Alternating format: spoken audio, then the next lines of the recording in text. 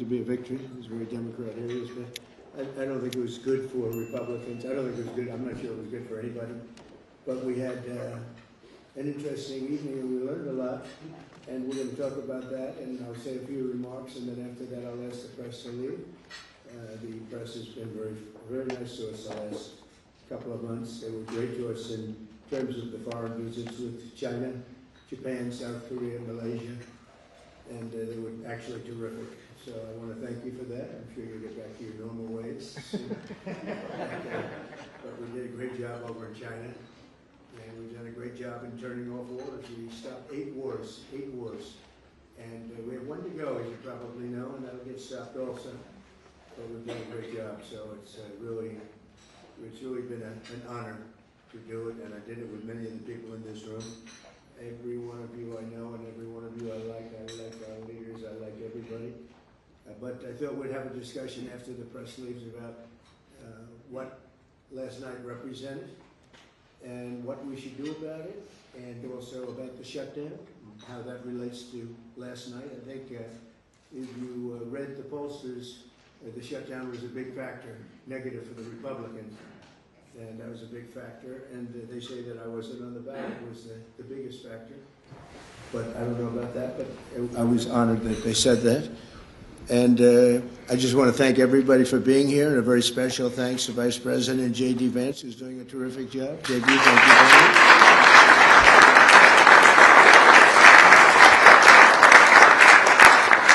As well as the Senate leadership team that has been working very hard, I will tell you, nobody's working any harder representing the American people, including Senator John Thune. John, thank you. Great job.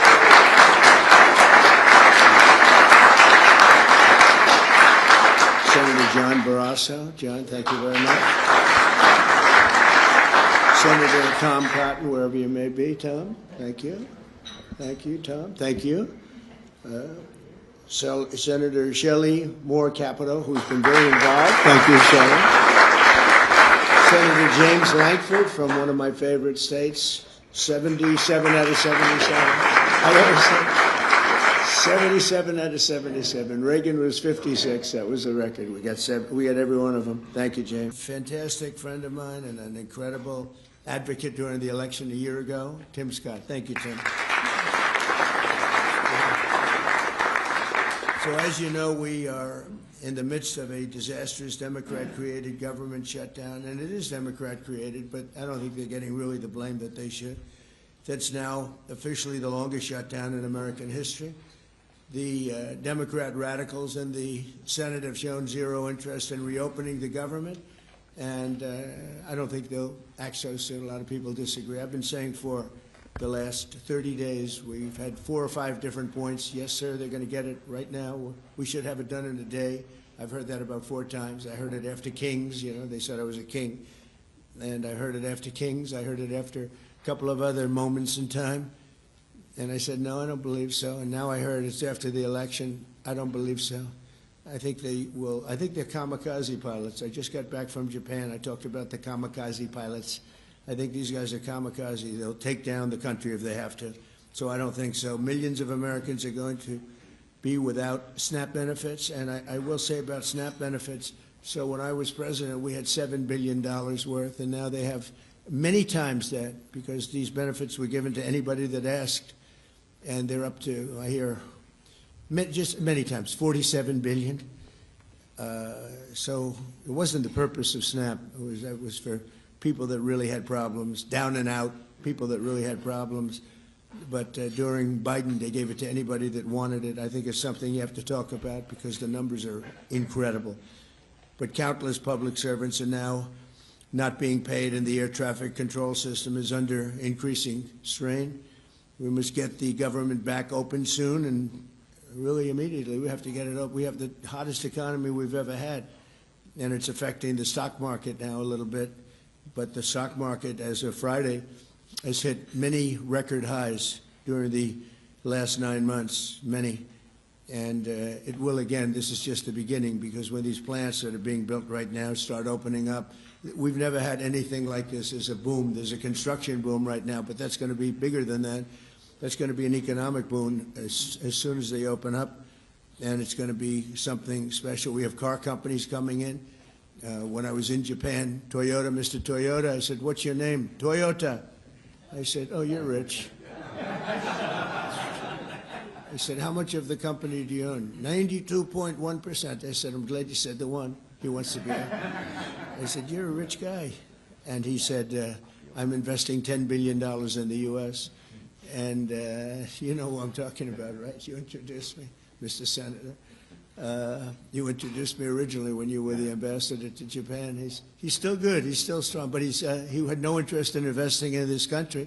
Now he's investing $10 billion as of 1 week ago in building new plants. We have auto plants coming in incredibly, but we have AI and all of them. And we can't be extorted to give $1.5 trillion to people that came into the country illegally, many from prisons, many drug dealers.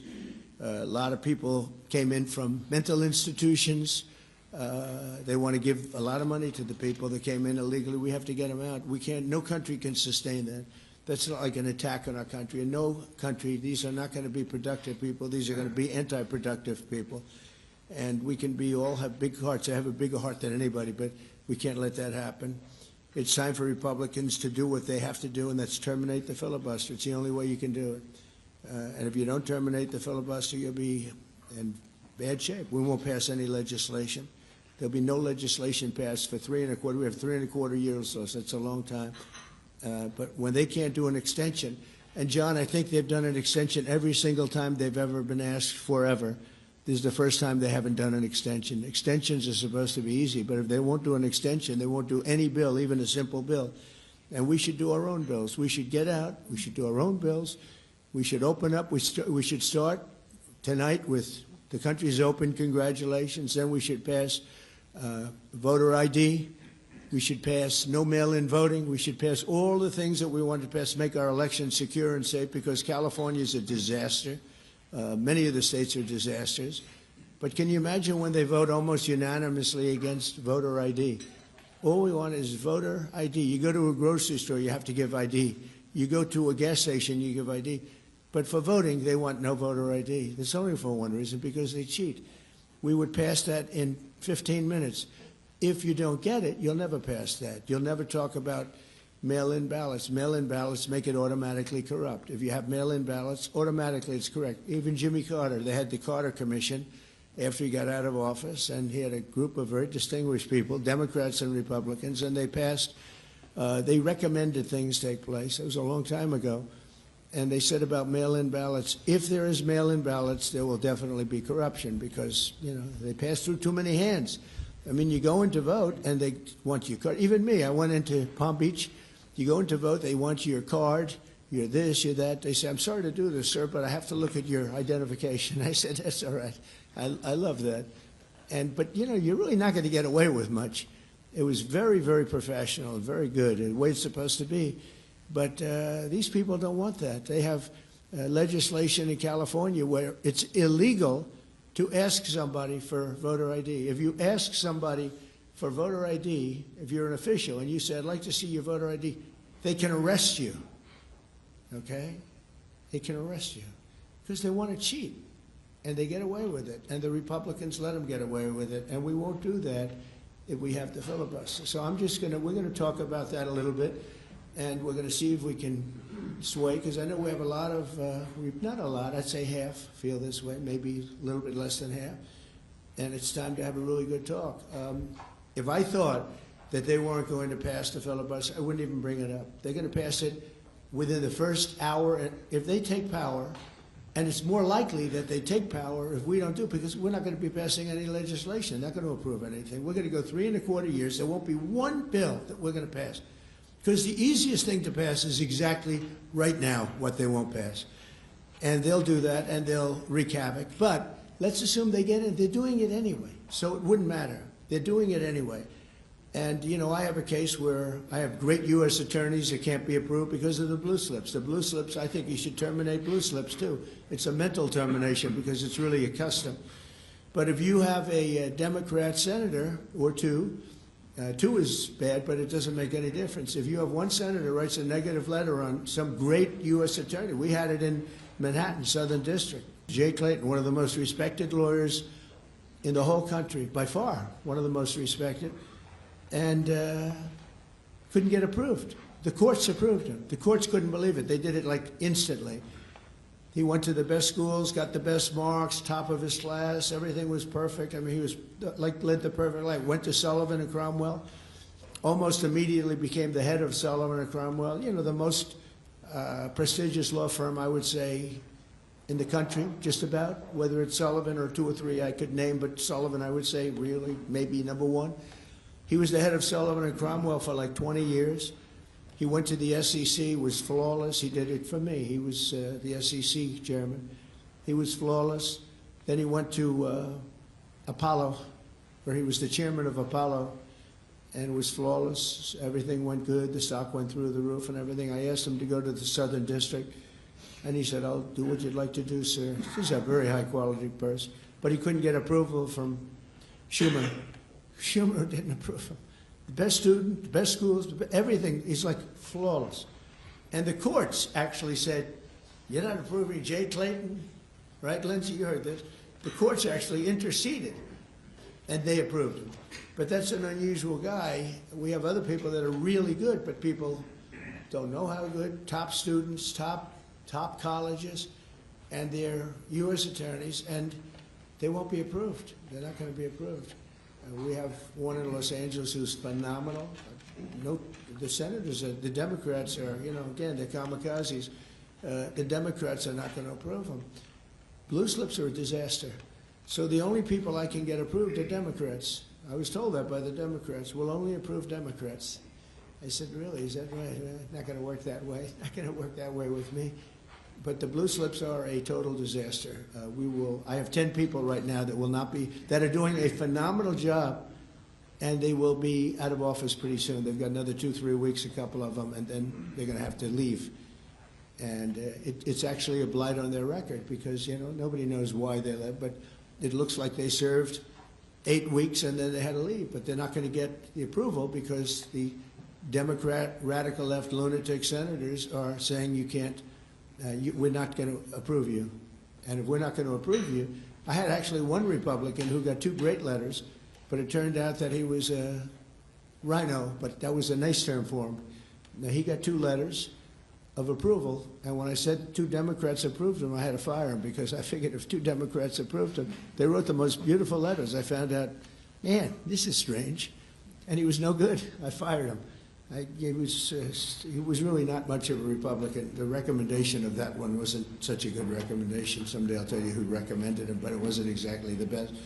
But when I saw 2, you know, when I saw the 2 senators from Virginia gave him glowing marks, Tim, I said, let me see this. I read the most beautiful letters I've ever seen. I said, I called him up. I said, sorry, you're fired. Get the hell out of here. And but it's a horrible thing. Blue slips is a horrible thing because I have the right to pick judges and I have the right to pick U.S. attorneys, and this takes away the right from me. And I think we're going to go to court on it, and you know we'll see what happens in court. But it gives the president, it takes away the right of the president to pick people to serve on the court and to serve as U.S. attorneys, which is very important. But the biggest thing is the filibuster. We have to get the country going. We will pass legislation at levels you've never seen before, and it'll be impossible to beat us. By the way, if they do, they're going to do it anyway, and they are going to immediately do the filibuster. And when they do the filibuster, they're going to pack the court. They want at least five justices. Now I hear it's up to 5. I actually heard up to 7 and up to 9, okay? They want new judges. They want to pack the court, and they will do it in the first day, maybe the week. Maybe they'll slow it down because there's no reason to rush. But they'll do it first week. They'll vote on this. And I have friends over there that are Democrats. I'm close to a lot of people. And I asked them about that because some people say, well, maybe they won't do that. I mean, they destroyed the career of Manchin and Sinema, and they got them out. They were the only objectors. Nobody else is going to object. They're going to do it the first day. They're going to pack the court. They're going to make D.C. a state, and they're going to make Puerto Rico a state. So now they pick up 2 states. They pick up 4 senators, okay? You think you have problems? They're going to do all of the things. They're going to pick up electoral votes. It's going to be a very, very bad situation. And it's done. It's done. As soon as they attain power. Now, if we do what I'm saying, they'll most likely never attain power, because we will have passed every single thing that you can imagine that it's good and all good for the country. And there'll be no reason to. If we don't do that, people will say they're not doing much and they're in power. So the good news is we did the great big beautiful bill, and it's the greatest thing we could have done. And the smartest thing with John and our Speaker of the House, who's so good, Mike Johnson, we did all in one bill. If we didn't, John, it would be a problem, because we would have gotten a small piece passed. A lot of people wanted to do that. A lot of people in the room wanted to do that. They went along with me and John and everybody, and we got this thing passed. Honestly, it's 4 years worth of goodies. No tax on tips, no tax on Social Security, no tax on, think of it, no tax on overtime. It's an unbelievable tax cut for the workers and for business, where business is going to create jobs, and we're creating jobs at levels that nobody's ever seen before. All these things are good. We have to be able to get the word out. If we don't get the word out, we're making a very big mistake. So I have this long, beautiful, and very boring speech. I won't bother reading it, but because we can just start talking. And I think it's very important. We have to get the country open, and the way we're going to do it this afternoon is to terminate the filibuster. And it's possible you're not going to do that, and I'm going to go by your wishes. You're very smart people. We're good friends, but I think it's a tremendous mistake, really. It would be a tragic mistake, actually. It's time. It's time. If I thought they weren't going to approve, I'd sort of be with you. It'd be fine. I'd be neutral to with you. But knowing that they're going to pass it as soon as they get any semblance of control, they'll pass it first thing. Then it's like we have to do it first. And we have 2 years, and we'll end up with 2-3 years, and we'll have this country so perfect. We will have passed more legislation than any Congress and any group of senators or a group of congressmen.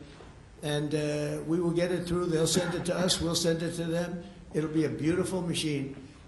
Otherwise, we're just going to sit around and argue with these people all day long, and they're highly unrealistic. Highly unrealistic. Many of them are radical left subversives, frankly. So I want to thank everybody, and we're going to talk, and I want to thank the press for treating us so really well for that foreign trip. It was we had just an amazing meeting. Don't forget, 2 months ago, it looked like the whole world was in trouble over rare earth, and that's no longer even a subject that people talk about. It was all worked out very quickly. Without tariffs, I couldn't have done it. I put a 100% tariff on China. As soon as I heard it, within 20 minutes, I put a 100% tariff on China. When President Xi, who's really a friend of mine, as much as he can be a friend, he's a tough man. He's a tough man. Smart man, actually. Very smart. The press doesn't like it when I call him very smart. They think I'm not supposed to call him smart. But he leads 1.4 billion people, without question. In fact, during the meeting, we were there. A couple of you were there, and some of you saw it. So he's here, and he's got about 6 people on each side, and every one of those people was standing like this. They were at attention. And I made a comment to one of them, and he got no response. I said, "Are you going to answer me?" I got no response. And President Xi didn't let him have any. So if there's any question, I said, I want my cabinet to behave like that. I'm demanding that I want them sitting up like that, Tim, just nice and straight. I never saw posture like that. I've never seen men so scared in their lives. They have the equivalent of a vice president. I said, "Are you going to answer my question?" And he's like, he doesn't move. I said, "What's wrong with this guy?" "I will answer all questions." Why don't you behave like that? JD doesn't behave like that. JD butts into conversations. I want to have that for at least a couple of days, okay, JD? We'll keep you long term, but a couple of days of that would be very, very nice. Okay, I want to thank you, and we'll talk a little bit. And I see they set me up with a podium. I thought I'd just be sitting, but it's probably easier.